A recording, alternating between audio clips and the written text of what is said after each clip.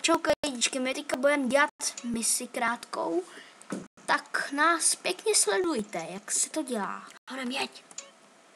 Wahoo. Tady kraviny, jeď. Máme na ně, když tak připravený zbraně.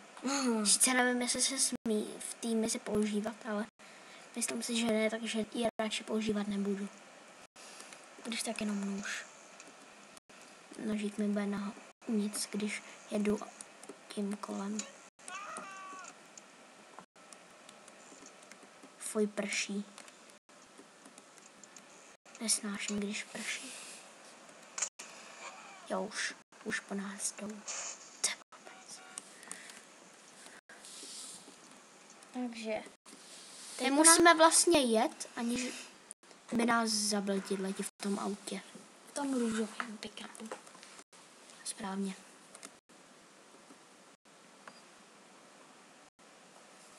Samozřejmě my jsme takový cheatři, takže si když tak místo toho kole, když se nám to nebude dařit na tom kole, cheatnem auto.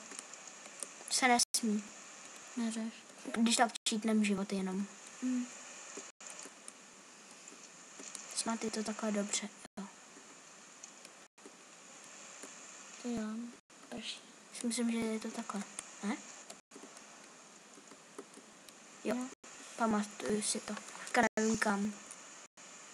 Rovně. Ne. Jo, takhle vlastně.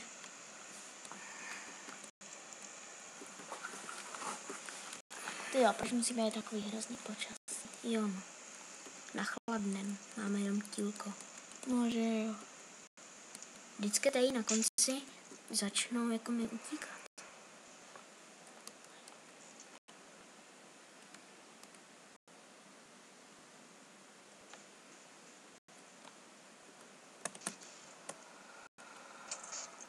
A už jsou u tebe tím syndromem pick-upem.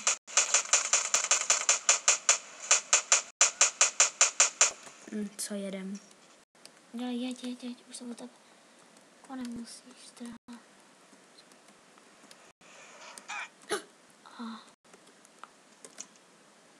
Jak drží tu zbraň?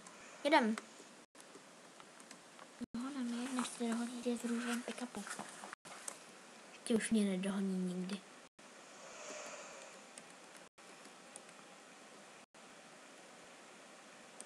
Jste na mě tady čekali, jo? Jsou vždycky první než já. S tou zbraní.